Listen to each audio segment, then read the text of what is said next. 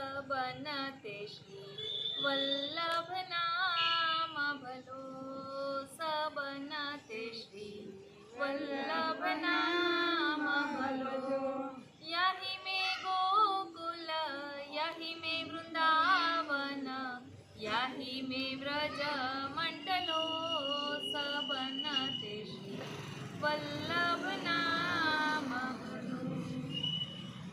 प्रिय रसिकजनो, जय श्री कृष्ण। આપણા મન આતુરી પરિવારમાં 17,077 વૈષ્ણવો થયા છે। તેના ઉપલક્ષમાં અને શ્રી મહાપ્રભુજીના પ્રાકટ્ય ઉત્સવના ઉપલક્ષમાં આજે આપણે એક સત્સંગ મંડળની મુલાકાત લેવા આવ્યા છીએ, જેમાં દરરોજ નિત્ય સત્સંગ કરવામાં આવે છે। તો ચાલો થોડુંક જાણીએ કે સત્સંગમાં તેઓ શું કરે છે। બોલો શ્રી વલ્લભાની જય। તમારો સત્સંગનો શું નિયમ છે? ક્યાં ક્યાં પુસ્તક વાંચો છો? અમે રોજે 9 વાગે સત્સંગ કરી પૂરો કરી અને 5 પુસ્તક વાંચી છીએ। પેલું શિક્ષાપત્રના પેલું 16 ગ્રંથનું ગમે એ કોઈ એક પુસ્તક, બીજું શિક્ષાપત્ર, ત્રીજું ભાગવત, ચોથું 84 વૈષ્ણવની વાર્તા અને ત્રીજું અને ચોથું 252 ભગવદી અને પાંચમું કોઈ પણ વલ્લભ અવતાર વાંચીએ છીએ। એટલે આપણે જે પુષ્ટિ માર્ગનો નિયમ છે સત્સંગ ભગવદ વાર્તા એ જ રીતે ભગવદ વાર્તાનો જ। અને તમને આ બધી પ્રેરણા ક્યાંથી મળી?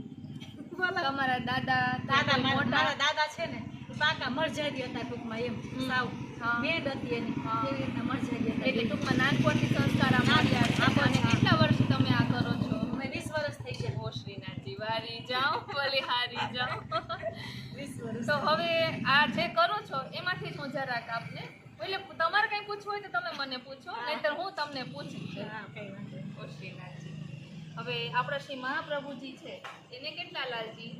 2 લાલજી, બે લાલજી। ગોપીનાથજી અને ગુસાઈજી। ગુસાઈજી તો ગુસાઈજીને કેટલા લાલજી છે? 7 લાલજી, બરાબર। એટલે એમાં કોઈ ભેદ નથી। હા। આપણે વલ્લભ સાથીમાં એ બધું આવે છે। ગાઈએ છીએ। અને તમે આ રોજ સત્સંગ કરો એમાં મંગલાચરણ ને એ બધું પણ કરતા હશો ને? પેલા નામ મંગલાચરણ કરી, પછી નામાસન દુર્યુપદ કરી, હા। એ રીતનું પછી વાંચીએ। અને મહાપ્રભુજીના 108 નામ કયા સ્તોત્રમાં છે? સર્વોત્તમ સ્તોત્રમાં। એટલે મેં આ એટલે કહું છું કે હું આપના માટે ભેટ પુસ્તક પધરાવી આવી છું। એમાં શ્રી મહાપ્રભુજીના બધા સ્તોત્ર પાઠ છે।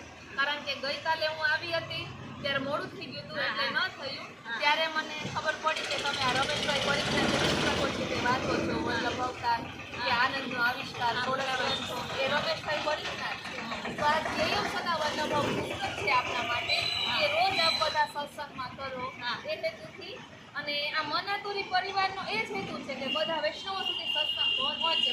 અને આમાંથી કોઈ પણ હોય તો કોઈ પણ વૈષ્ણવ અમારી ઘરે આવે તો ભેટમાં અમે પુસ્તક જ પધરાવીએ। તો હું રોજ જોઉં છું કે તમે લોકો સત્સંગ કરો છો, એટલે જે પુસ્તક ન હોય ને તે વાલા વૈષ્ણવો, આ ધ્યેયમ સદા વલ્લભમ પુસ્તકના 2 ભાગ છે।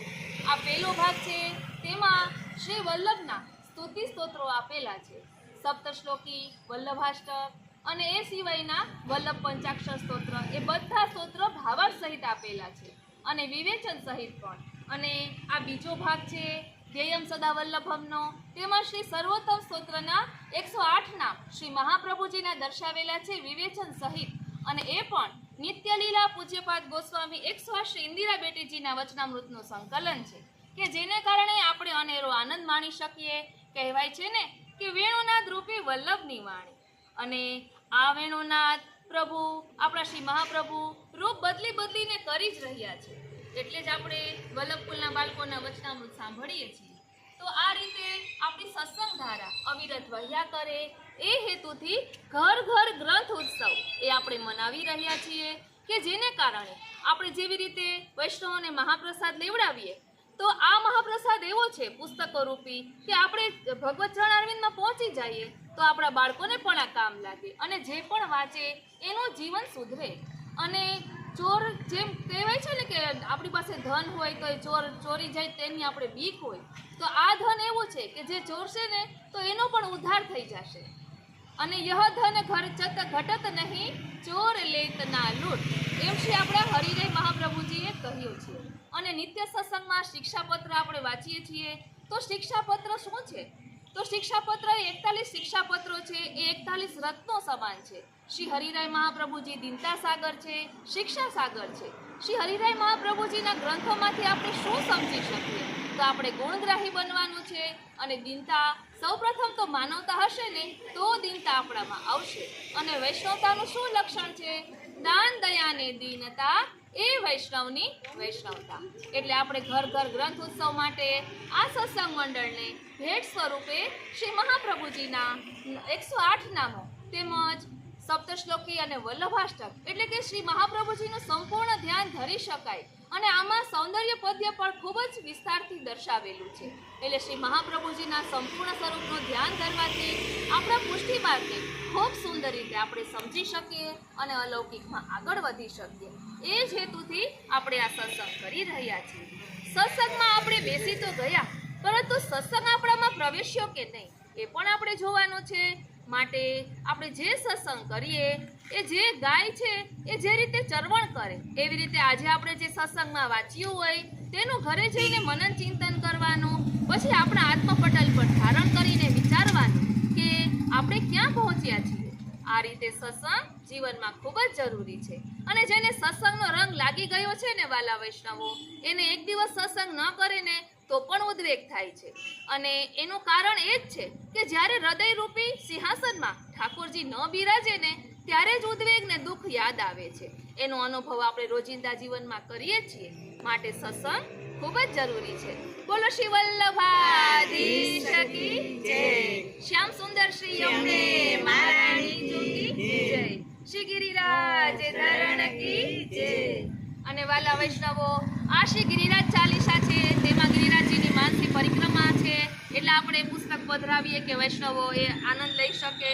અને તેની સાથે સાથે શ્રી યમના વિજ્ઞપ્તિ છે જે શ્રી ગુસાઈજીએ લખેલી છે, તે પણ વ્રજ ભાષા અને ભાવાર્થ સહિત છે. તો એ પણ આપણે પધરાવીએ કે દરરોજ માટે એ આનંદ લઈ શકાય. આ રીતે આપણે ઘર ઘર ગ્રંથ ઉત્સવ મનાવી રહ્યા છે. અને આ વસ્ત્રજી એક વૈષ્ણવ સીવે છે. આ તો ખાલી આપણે કહું છું કે જેના કારણે પુસ્તકો તેમાં પધરાવી શકાય અને પ્રસાદી અણપ્રસાદીનું આપણે ધ્યાન રાખી શકીએ. આ રીતે આજનું આ સત્સંગ શ્રીનાથજી, શ્રી યમુનાજી, શ્રી મહાપ્રભુજીના ચરણારવિંદમાં સમર્પિત કરું છું. વાલા વૈષ્ણવો, ટૂંકો સત્સંગ કરવાનું એ જ કારણ છે કે આ વૈષ્ણવોનું જે નિત્ય નિયમ છે એનું કંઈ બગડે નહીં એ હેતુથી આપણે આજે નાનો સત્સંગ કરી રહ્યા છીએ. બોલો શ્રી વલ્લભાધીશ કી જય. જય શ્રી કૃષ્ણ. શ્રી